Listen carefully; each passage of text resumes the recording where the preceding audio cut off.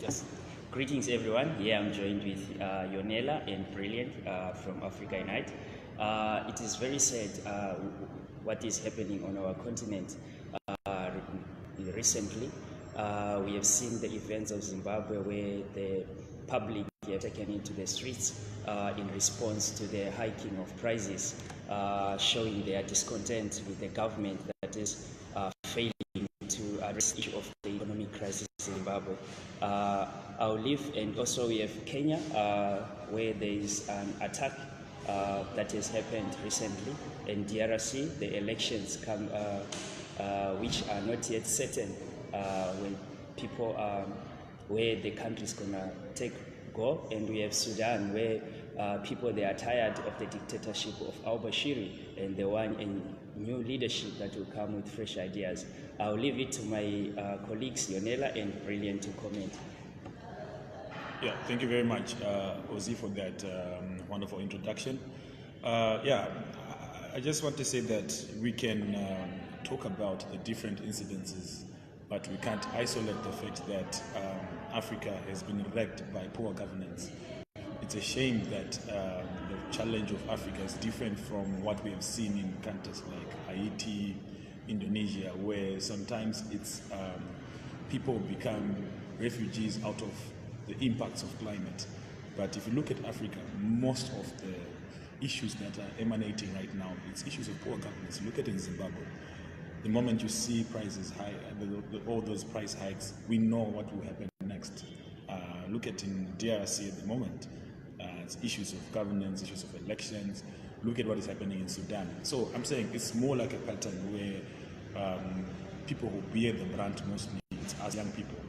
And if you're saying that we are in the continent that has the biggest population of young people, yet it's the young people that are suffering. So I think it's quite clear enough that the problem of Africa is becoming a man-made problem rather than a natural problem. Yeah.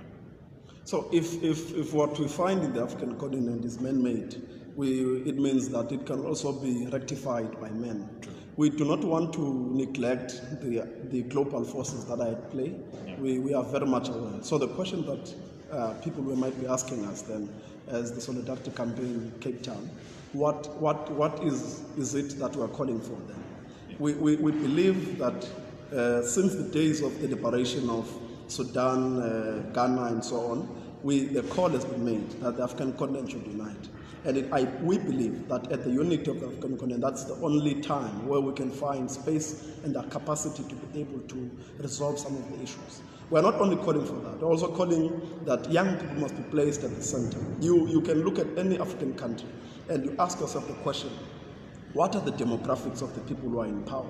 Not only just on issues of race, but on issues of age. The African continent its populace is mainly made up of young people who are more than 60% of the population. And because young people are not in government, we have seen all these things. People in Zimbabwe, government in Zimbabwe not feeling ashamed or does not see a problem deploying army against its own people. Therefore, we believe that putting young people in parliament, putting people in places of power where they can make the change that we want. Because I believe that an old person probably, they know that soon they'll be gone. Whatever that they're doing is not their responsibility. I want to urge everyone in the African continent, even here in South Africa when the elections are coming, wherever else, we must advocate and we must vote for organizations that put issues of young people at the center, but also that put young people at the center of facilitating the kind of African continent that we want.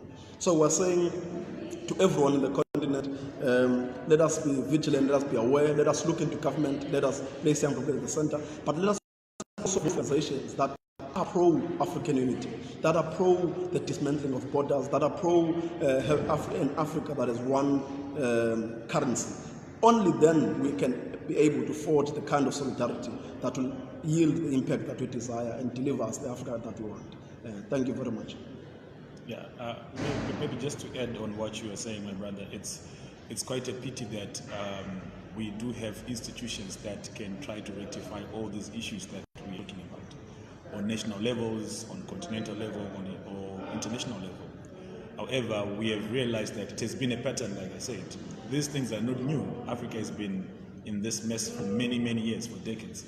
We claim that countries are independent, but yet we have seen that after independence, probably things even became worse. So what we are saying is that what are these institutions doing? For example, we have our SADC, we have our ECOWAS, we have got our UN, we've got our AU. It's for me, it's something that I always question to say, so what is their responsibility? Because at the end of the day, if you look at the African Union itself, it's made up of the same people that are causing these problems. So that's why the point you're talking about, comrades, when you say that young people should be at the center. Because if we depend, for example, if there's a mess in DRC, and the people who are going to solve that mess, part of the people solving that mess is the president from Sudan and Zimbabwe. What does it mean? You understand? At the end of the day, we are African people in the African governments, we are so trapped such that when a problem happens, where you report again, even the legal systems and the judicial systems in Africa, they are all controlled by the same people that we're trying to fight. So at the end of the day, we are just on our own. That's why we need young people to unite. That's why we need young people to take center stage. We saw what happened in the Arab waves. There might have been other challenges that have happened, but then when young people stand up, what happened in South Africa was one of the examples, like the fees must fall. We don't need anyone at some point. There's a point when we don't need these people to be our saviors. We need us as young people to unite. We need young people to be in solidarity. We need young people to connect. And one of the most fundamental aspects that many governments have done is to sideline young people, because they know very well that once you sideline young people, we've become the silent majority ourselves. Yeah. As we close this press brief, we want to say, as the Free West Papua Solidarity Campaign, we've been advocating and we've been saying that if you are silent when things happen in other countries, they're going to come to you and you have no one who will back you up. As we are calling for solidarity for West Papua, that it must become independent, we are now seeing things happening in the African continent where if we are supporting the struggle for free West Papua, the West Papuans will themselves find it in their hearts also to support the struggles that are found in the African continent. The world is not operating in isolation. We must all work together to ensure that we've got a continent that is driven towards the Africa we want. We apologize for that.